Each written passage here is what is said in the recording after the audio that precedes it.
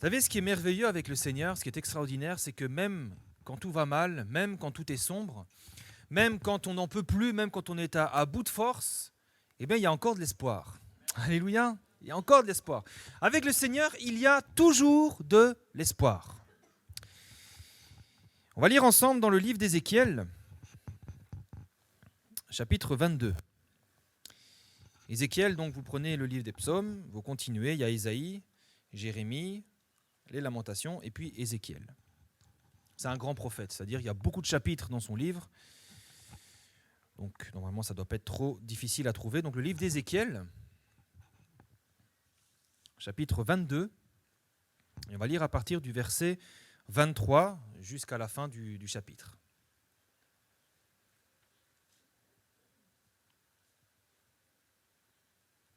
Et vous verrez le verset 30, c'est le verset clé. C'est un verset, je pense qu'on connaît, mais c'est vraiment le verset clé. Ézéchiel 22, versets 23 à 31. La parole de l'Éternel me fut adressée en ces mots.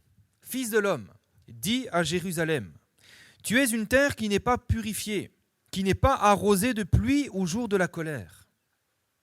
Ces prophètes conspirent dans son sein, comme des lions rugissants qui déchirent leur proie.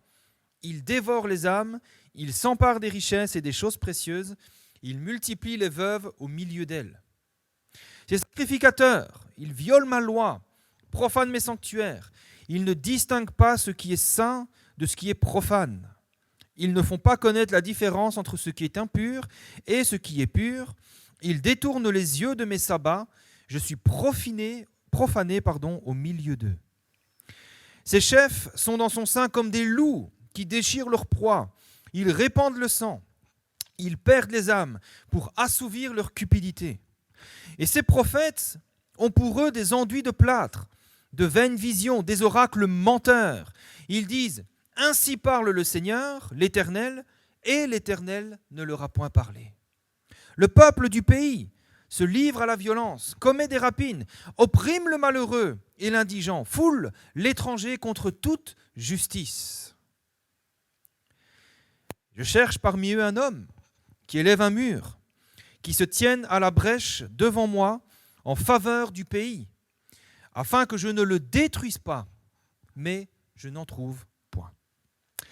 Je répandrai sur eux ma fureur, je les consumerai par le feu de ma colère, je ferai retomber leurs œuvres sur leurs têtes, dit le Seigneur, l'Éternel.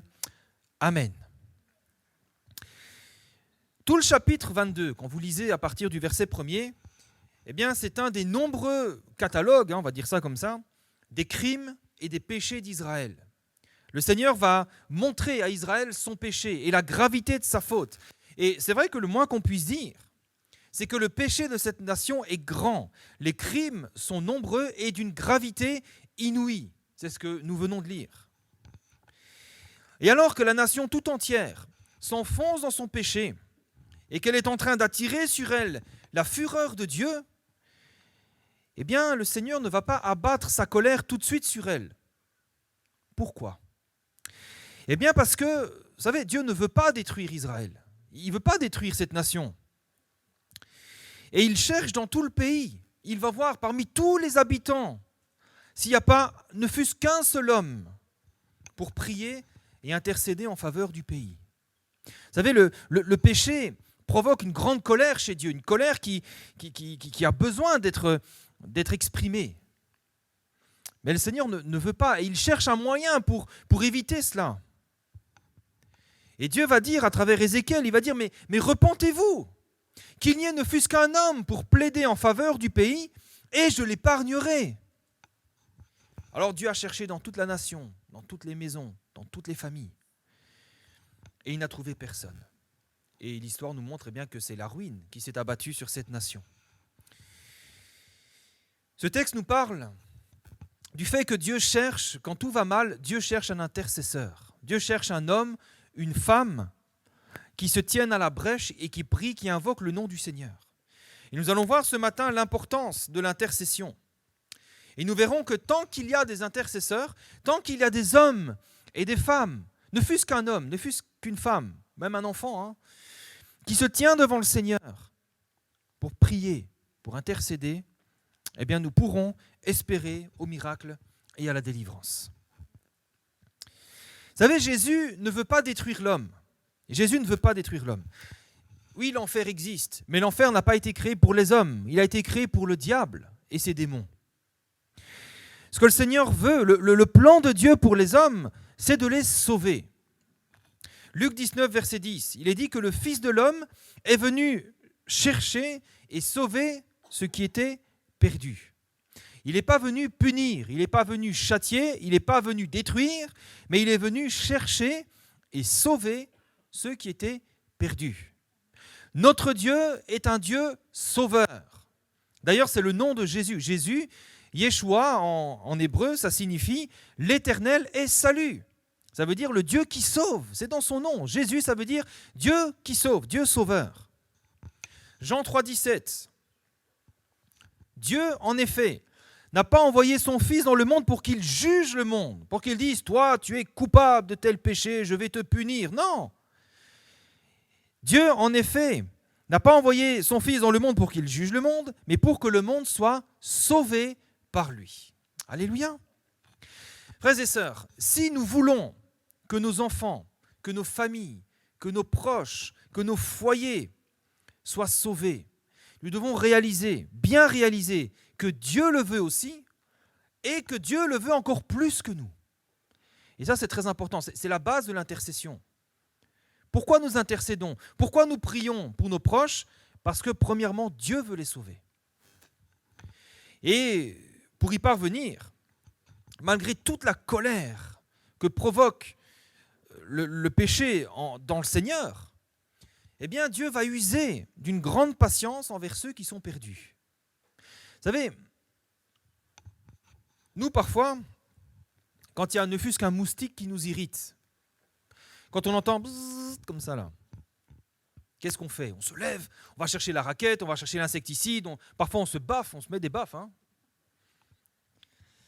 Mais Dieu, lui, quand il voit le péché qui gronde, qui est là, qui l'irrite, qu'est-ce qu'il fait? Il use de patience. Il use de patience. 2 Pierre 3, 9. Il est écrit que le Seigneur ne tarde pas dans l'accomplissement de la promesse de son retour, comme quelques-uns le croient. Mais il use de patience envers vous, ne voulant pas qu'aucun périsse, mais voulant que tous arrivent à la repentance. Dieu il ne retarde pas parce qu'il y a un temps qui est fixé, mais Dieu use de patience. Le Seigneur, il pourrait revenir aujourd'hui, mais il attend, il patiente, parce qu'il ne veut pas que les hommes périssent. Il veut que tous arrivent à la repentance. Alors il patiente. 1 Timothée 2,4, il est dit que Dieu veut que tous les hommes soient sauvés et parviennent à la connaissance de la vérité. Et pour cela, eh bien, Dieu use de patience. C'est ce que nous voyons déjà au temps de Noé. Le péché des hommes est si grand que Dieu a décidé de faire périr tous les hommes. Mais Dieu va utiliser un moyen étrange. Il va demander à Noé de construire une arche.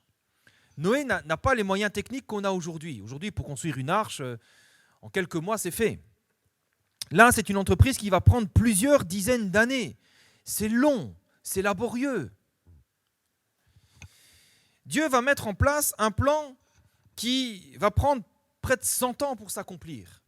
Alors que le péché est grand, alors que Dieu est irrité, alors que Dieu a décidé de faire périr la terre. Mais il patiente encore 100 ans. On se dit, mais pourquoi attendre? Seigneur, pourquoi attends-tu? Le péché est grand, fais périr.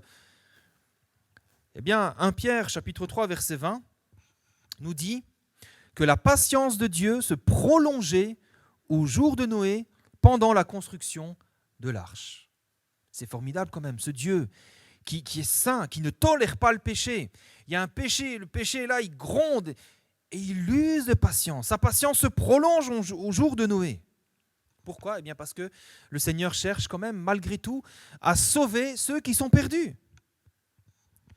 Vous savez, pendant toutes ces années où Noé a construit l'arche, il est dit que Noé, c'était le prédicateur de la justice. Et durant toutes ces années, Noé a prêché la justice par son comportement. Vous savez, il ne pleuvait pas à l'époque. La Bible nous dit dans Genèse que la terre était arrosée par une vapeur qui venait du sol, par la rosée. Il ne pleuvait pas. Et les gens, quand ils voyaient Noé construire son arche, disaient, mais Noé, qu'est-ce qui te prend? Qu'est-ce qui t'arrive? Qu'est-ce que tu fais?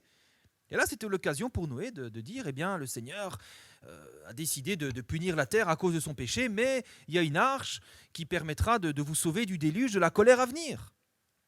Certainement, on s'est moqué de lui. Vous savez, ce qui doit nous encourager premièrement à intercéder et à prier, c'est que Dieu cherche à sauver, Dieu veut sauver les hommes. C'est pour ça que nous devons prier pour nos proches, pour notre famille, c'est parce que Dieu veut déjà les sauver. La patience de Dieu donc nous sert avant tout à prier et à intercéder pour ceux qui sont perdus. Dieu va user de patience parce qu'il veut sauver. Vous savez, le salut vient toujours de Dieu. On est tous d'accord avec ça, le salut vient de Dieu, c'est Dieu qui sauve. Mais le moyen que Dieu va utiliser pour sauver, eh bien c'est nous. Et ça, nous devons bien le comprendre. Le salut vient de Dieu, le Seigneur a tout accompli à la croix, mais le moyen que Dieu va utiliser pour sauver, pour faire connaître son salut, eh bien c'est nous. Regardez l'exemple d'Abraham et de Lot. On connaît bien cette histoire. Il y a une dispute entre les bergers d'Abraham et de Lot, et suite à cela, eh bien, Lot va s'installer dans la plaine du Jourdain, une terre fertile, et il va finir par s'établir dans la ville de Sodome.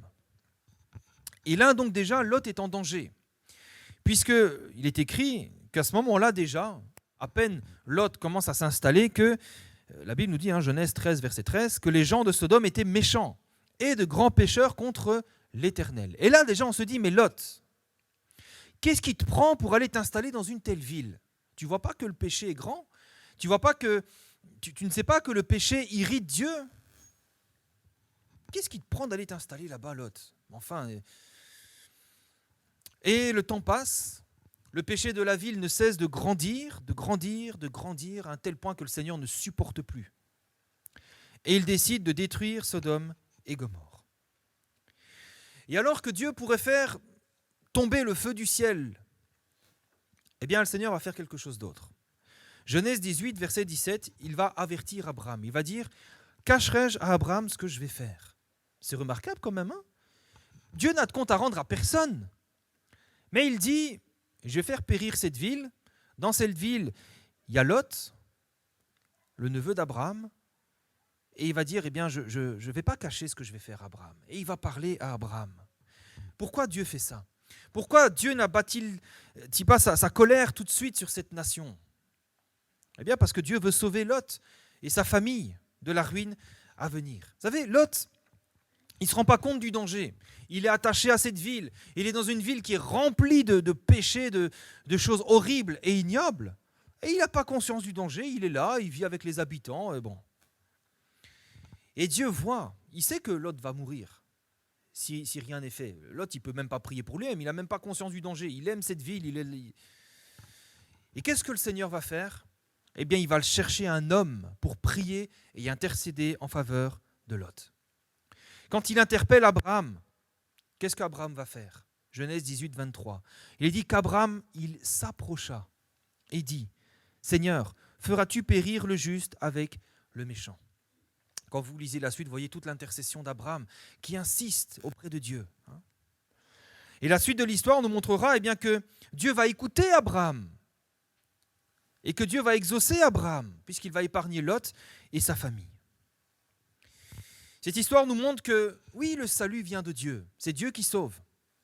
Mais le moyen que Dieu utilise pour sauver, eh bien, c'est nous, c'est vous et moi. Peut-être que nous avons, nous aussi, des proches qui sont comme Lot. Ils sont dans le péché, ils sont perdus, ils sont en danger et ils n'ont peut-être même pas conscience du danger. Ils sont là dans leur péché, ils mènent leur vie dans l'insouciance. Eh bien, déjà, la bonne nouvelle, c'est que Dieu veut les sauver. Dieu les voit, Dieu connaît leur situation et Dieu veut les sauver. Même si eux n'en ont pas conscience. Eux, ils vivent leur vie, ils ne savent pas qu'ils sont en danger. Et c'est justement pour cela qu'ils ont besoin de nos prières. Comment pourraient-ils être sauvés si personne ne prie pour eux, s'il n'y a personne qui intercède? Alors si Dieu nous interpelle sur leur situation, si Dieu nous montre, regarde son problème, regarde, il est en danger. Et si Dieu use de patience, eh bien c'est parce que nous devons prier et intercéder pour eux devant Dieu. C'est pour ça que le Seigneur nous interpelle sur leur situation. Vous savez, notre prière et notre intercession aura toujours un grand poids devant le Seigneur. Regardez comment Dieu a écouté Abraham. Regardez comment Dieu a considéré la prière d'Abraham. Et regardez même comment Dieu a exaucé Abraham. C'est comme si Dieu s'était laissé fléchir par la prière d'Abraham. Pourtant, il est Dieu, il aurait pu dire à Abraham, excuse-moi, mais ton neveu, il vit dans le péché avec les habitants de Sodome, il n'a que ce qu'il mérite. Et Abraham aurait juste pu dire, Seigneur, que ta volonté soit faite. Mais non, il va parler à Abraham. Il veut qu'il y ait cette relation, ce rapport, il veut qu'on intercède, il veut ça, le Seigneur. Et bien de la même manière, le Seigneur veut notre intercession, parce que le Seigneur veut nous écouter. Il considère nos prières et il veut les exaucer. Alors, frères et sœurs, ne nous décourageons pas. Si nous avons des proches qui sont en danger, qui sont peut-être retournés dans le monde, dans l'esprit de ce monde, eh bien, ne nous décourageons pas. Continuons à prier pour eux, puisque le Seigneur entend, et le Seigneur veut qu'on prie pour eux. Vous savez, nous devons bien comprendre que nous sommes, vous et moi, des instruments que Dieu choisit et que Dieu utilise pour sauver ceux qui sont autour de nous. Dieu nous utilise. Vous savez, derrière le salut de tout homme, il y a toujours la prière et l'intercession. Derrière le salut de tout homme, d'ailleurs, si vous êtes sauvé, vous le savez, il y a eu la prière et l'intercession. S'il n'y avait pas eu mes parents qui priaient, je n'aurais pas été sauvé. S'il n'y avait pas eu des hommes, des femmes qui s'étaient tenus en prière pour chacun de nous, nous ne serions pas sauvés. Nous l'avons vu avec Abraham et Lot. Dieu a voulu sauver Lot et il s'est servi d'Abraham pour intercéder. Le Seigneur aurait très bien pu retirer Lot, mais non, il s'est servi d'Abraham. On va voir d'autres exemples. Un jour, il y a un centenier romain qui a un serviteur qui est malade, un esclave. Il est malade, le pauvre, il ne peut plus bouger de son lit, il est mourant. Et comment ce serviteur a-t-il été guéri de sa maladie ? Eh bien, il a été guéri miraculeusement parce que son maître a intercédé pour lui devant le Seigneur. Ce centenier est allé voir Jésus. Il a dit, Seigneur, Matthieu 8, dis seulement un mot et mon serviteur sera guéri. Et ce serviteur a été guéri. Pourquoi ? Eh bien, parce qu'il y a eu un homme qui s'est tenu à la brèche, qui a intercédé pour lui devant le Seigneur. Deuxième exemple. Un jour, il y a un paralytique. Ce paralytique, il a la foi, mais il ne peut plus bouger, il ne peut plus rien faire. Il est paralysé. Et il ne peut pas se rendre lui-même devant le Seigneur. Mais cet homme a trouvé sa guérison à cause de ses amis. Il avait 4 amis qui l'ont porté devant Jésus. Et il y avait des obstacles. Il y avait une foule immense. Jésus était dans une maison et on ne pouvait pas approcher Jésus parce que la foule le pressait. Eh bien, ils ne se sont pas découragés. Ils ont dit, on ne peut pas passer par la porte, eh bien, on va passer par le toit. Mais à tout prix, il faut porter notre ami devant le Seigneur. Et Matthieu 9, verset 2 nous dit que Jésus, voyant leur foi, dit au paralytique, eh bien, prends courage mon enfant, tes péchés sont pardonnés. Vous voyez, ce paralytique a été pardonné et il a été guéri à cause de ses amis qui l'ont porté devant le Seigneur et qui ont persévéré, qui ne se sont pas découragés. Ils auraient pu dire, écoute, on ne peut pas passer, c'est pas possible, tant pis. Non, ils ont persévéré, ils sont allés jusqu'au bout. Troisième exemple, et des exemples comme ça, il y en a des dizaines. Troisième exemple, comment Pierre a pu sortir de sa prison et échapper à la mort ? Pierre était lié par 2 chaînes. Il dormait entre 2 soldats et il y avait des sentinelles qui gardaient la prison. Aucun moyen de s'échapper, c'est la mort qui l'attend. Mais Pierre a été miraculeusement délivré. Pourquoi ? Eh bien parce que derrière, il y avait une église qui priait pour lui. Il y avait une église qui intercédait. Acte 12, 5. Pierre donc était gardé dans la prison et l'église ne cessait d'adresser pour lui des prières à Dieu. Alléluia. Et grâce à ça, eh bien, il y a un ange qui est venu et qui a sorti Pierre de la prison. Vous savez, Dieu entend nos prières. Dieu entend l'intercession. Elle a de la valeur devant lui. Dieu considère nos prières. Quand une maman pleure pour ses enfants, vous croyez que ça n'a pas de poids devant Dieu ? Vous croyez que Dieu est insensible ? Vous croyez que Dieu dit non, il a péché, il peut... Non. Dieu fait tout pour sauver les hommes. Dieu considère et Dieu agit. Vous savez, ce dernier exemple de Pierre nous montre que, oui, c'est important d'intercéder, mais que si nous voulons du résultat, si nous voulons gagner les âmes au salut, oui, nous devons prier et intercéder, mais nous devons le faire avec persévérance. Dans Actes 12.5, ce que nous venons de lire, il est écrit que l'Église ne cessait d'adresser pour lui des prières à Dieu. C'est-à-dire l'Église ne s'est pas réunie pour dire « Seigneur, délivre Pierre ». Et puis ils ont continué à vivre leur vie. Elle ne cessait d'adresser des prières à Dieu pour lui. Ça veut dire que cette Église, dans son intercession, elle ne se décourageait pas.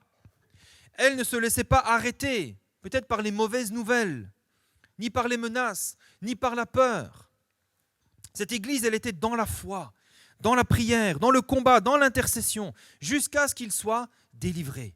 Jour et nuit, ils priaient. Ils en avaient fait un sujet de prière. Et frères et sœurs, c'est de cette manière que nous aussi, nous devons intercéder. C'est ainsi, avec foi et avec persévérance. Vous savez, quand nous intercédons, c'est souvent un long combat, un long chemin qui demande beaucoup de courage et beaucoup de patience. Mais c'est un combat qui en vaudra toujours la peine. Parce que c'est un combat qui mène toujours à la victoire, si nous combattons jusqu'au bout. Et souvent, nous ne voyons pas de résultats, et qu'est-ce qui se passe? On se décourage, on se dit, mais Seigneur, à quoi bon? Et le Seigneur, justement, il nous dit, mais continue, il y a la victoire qui est au bout, mais continue. Vous savez, quand on fait un marathon, quand on fait le grand raid, quand on est dans les remparts, dans les montagnes, si à un moment donné, on dit, c'est trop dur, j'arrête, ben, on ne peut pas remporter la médaille. On remporte la médaille quand? Eh bien, quand on continue à mettre un pied devant l'autre.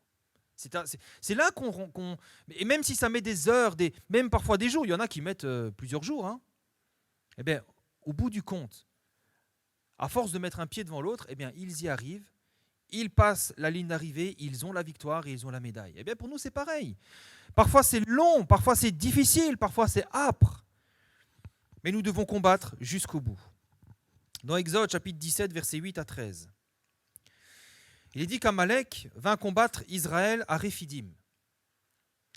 Alors Moïse dit à Josué, « Choisis-nous des hommes, sors et combat Amalek dans la plaine. Demain, moi je me tiendrai sur le sommet de la colline avec le bâton de Dieu à la main. » Josué fit ce que lui avait dit Moïse pour combattre Amalek, et Moïse, Aaron et Hur montèrent au sommet de la colline.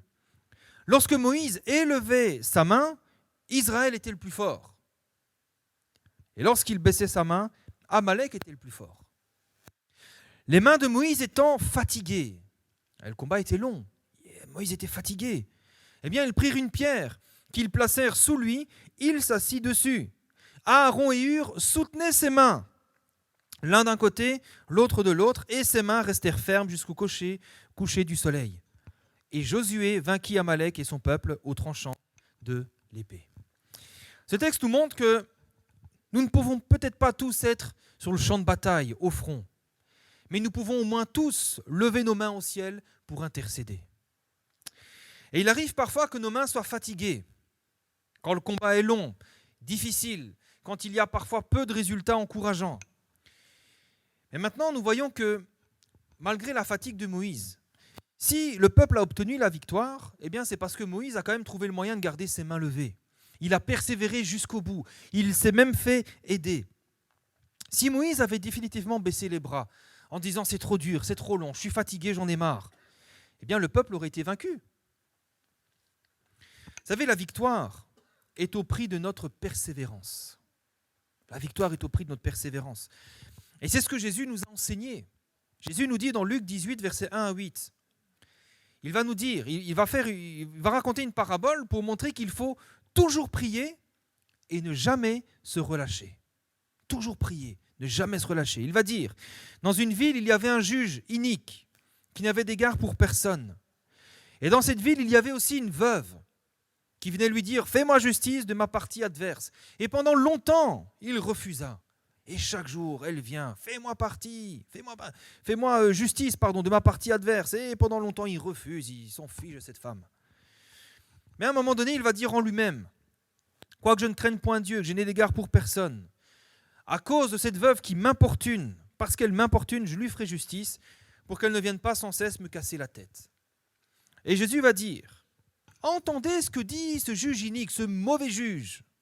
Autrement dit, il va dire, si une veuve peut faire plier un juge aussi méchant, est-ce que Dieu, qui est bon, ne fera-t-il pas justice à ses élus, qui crient jour et nuit, et est-ce qu'il tardera à leur égard? Et Jésus va dire, je vous le dis, il leur fera promptement justice. Alléluia. Il va entendre, il va faire les choses. Mais Jésus va rajouter un mais. Il va expliquer c'est quoi le problème. Il va dire le problème, c'est pas que Dieu n'entend pas. La Bible nous dit que la main de l'Éternel n'est pas trop courte pour sauver, ni son oreille trop dure pour entendre. Alors où est le problème? Et Jésus va dire, quand le Fils de l'homme viendra, trouvera-t-il la foi sur la terre? Trouvera-t-il la persévérance? Est-ce qu'il va trouver des hommes et des femmes qui gardent la foi?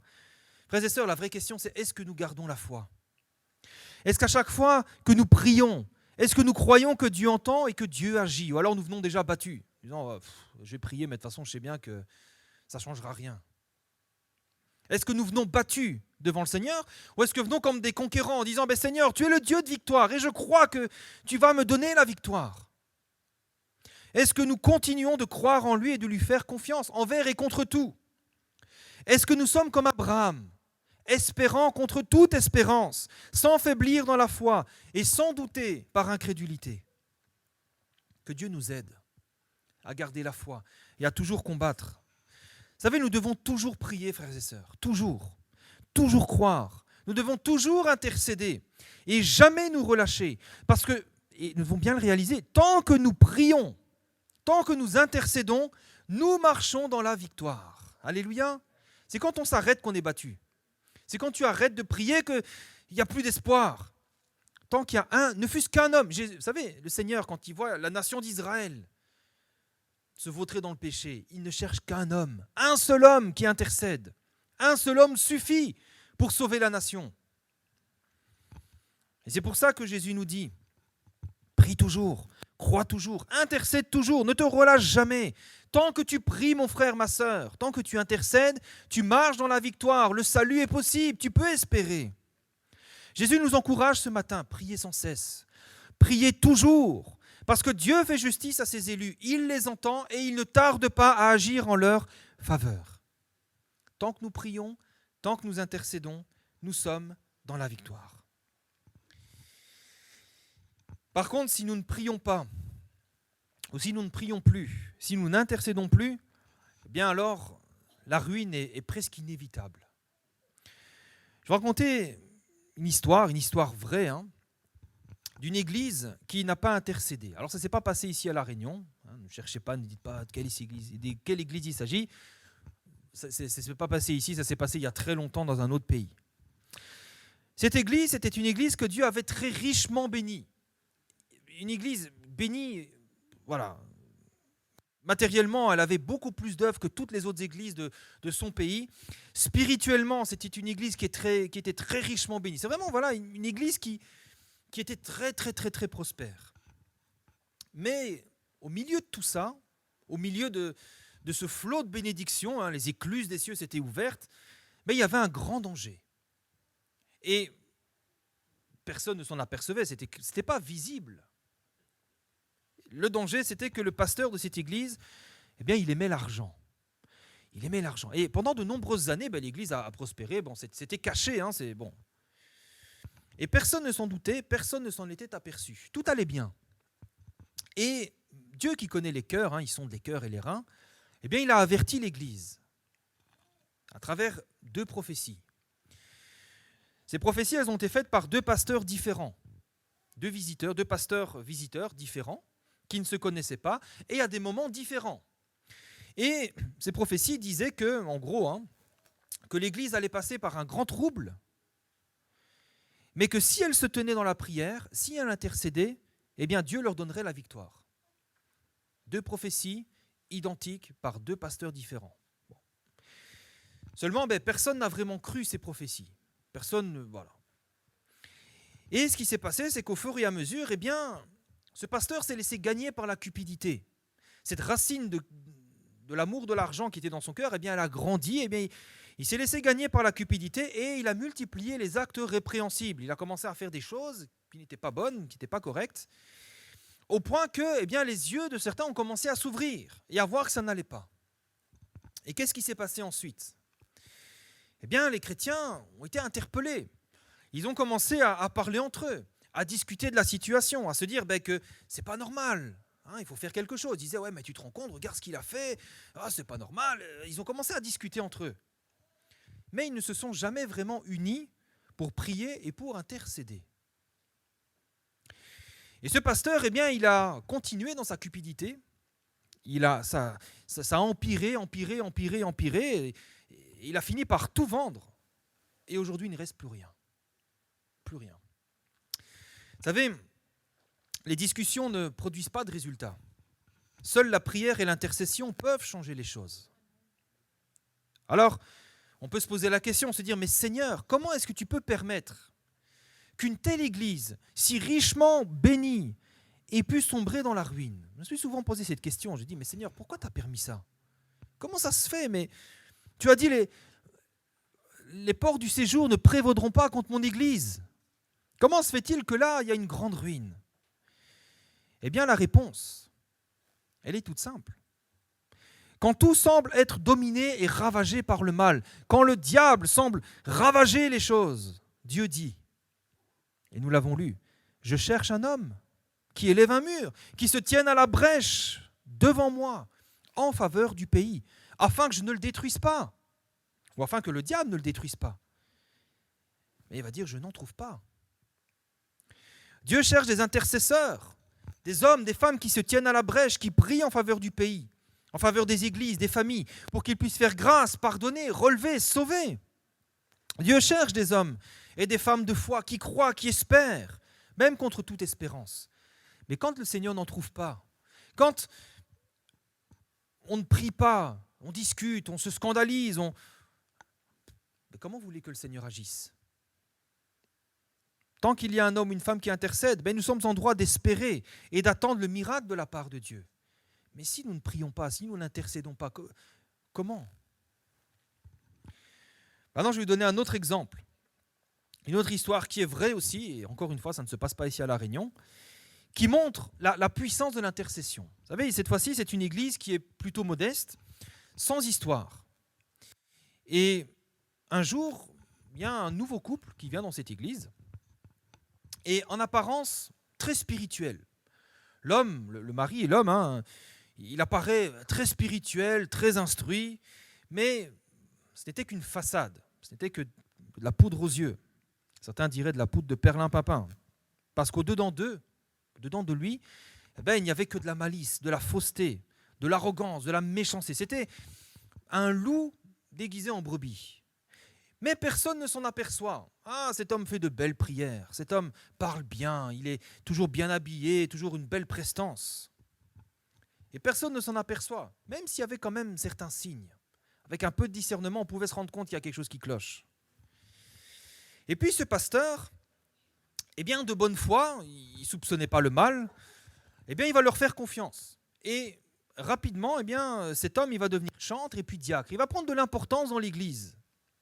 Et puis, pendant plusieurs années, tout semble bien se passer. Sauf qu'un jour, cet homme a un différend avec son pasteur et subitement, il devient son ennemi. Désormais, il cherche à nuire à son pasteur à tout prix, à travers toutes sortes de calomnies, de faux témoignages. Il va commencer à répandre des mauvaises choses sur son pasteur. Il va s'associer, il va corrompre des diacres, des anciens. Il va former un petit groupe et il va se liguer, ils vont se liguer tous ensemble contre le pasteur. Et ce pasteur, il se retrouve seul contre tous. Comme un cancer qui a gagné l'Église, qui a gagné la majorité de l'Église. Et quand ce pasteur s'aperçoit de la nature, de la vraie nature de cet homme, de ce couple, déjà il tombe de haut et puis il est trop tard pour agir. La situation de cette Église, c'est devenu comme un tonneau de poudre. Un mauvais geste et il y a tout qui explose. Et il ne peut plus rien faire, c'est trop tard. Alors qu'est-ce qu'il va faire ? Il est seul contre tous, il est accablé de reproches. Avec un petit groupe, il va décider de prier et d'intercéder. pour son Église. Et il prie. Pendant des mois et des mois, il demande à Dieu de mettre sa main, de délivrer l'Église de ce mal. Et il persévère avec ce petit groupe dans la prière pendant des mois et des mois. Tandis que cet homme, il ne cesse de comploter contre lui, ralliant toujours plus de gens à sa mauvaise cause. Et puis, un jour, subitement, Dieu met sa main. Qu'est-ce qui se passe ? Cet homme, ce couple, ainsi que tous leurs alliés, c'est-à-dire tout ce petit groupe, ce noyau-là maléfique, il vole en éclats. En quelques semaines, tous quittent l'assemblée, pour des raisons différentes. Tous quittent l'assemblée, un tel va là-bas, un tel va là-bas. Ils quittent l'assemblée et l'Église retrouve sa paix.